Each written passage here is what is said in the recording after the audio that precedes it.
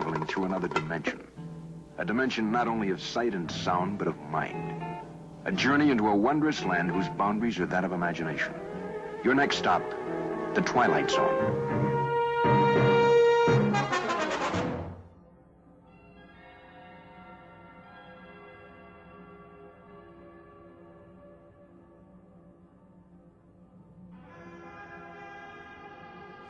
Perhaps not, young man, but who knows what evil lies in the heart of the man standing next to you. This is Albert W. Hicks, mate on the Oyster Smack V.A. Johnson. A gentleman. Yet one day in 1860, off the Atlantic coast, he murdered his entire crew, killing them with an axe, just like this one. Why did he go mad? What made him change? This is Burke and Hare, monsters of their time. But do they look like monsters? This is how they suffocated their victims. It's called burking. One can see the agony they must have felt.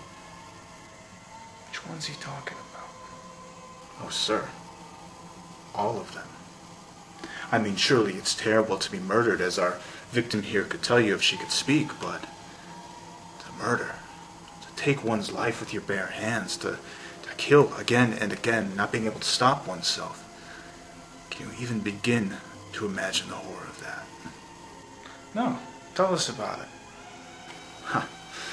I cannot, but right now, somewhere in the world, right at this very moment, there is somebody who can. Oh yeah? Who? Well, we don't know yet, but if his torment is great enough and he kills as these poor creatures did, then future generations will know. And he'll be immortalized here in wax, remembered, as you and I shall never be. This is Amre Desiree Landru. One too can see the agony that he must have felt as he strangled the life from disappointed spinsters and lonely widows. Landru was the master of the garut, and he used a wax cord, identical to the one that he holds here in his hands. Hey, get away from there. Those figures are not to be touched. They're too rare and they're too valuable. And besides, the museum cannot be held responsible for whatever might happen to you. And here we have another soul in torment, Jack the Ripper. Who was he? And out of all the faces in London's Whitechapel district, which one was his? What drove him to kill those poor pathetic drabs with one sweep of the knife you see here? Perhaps we shall never know.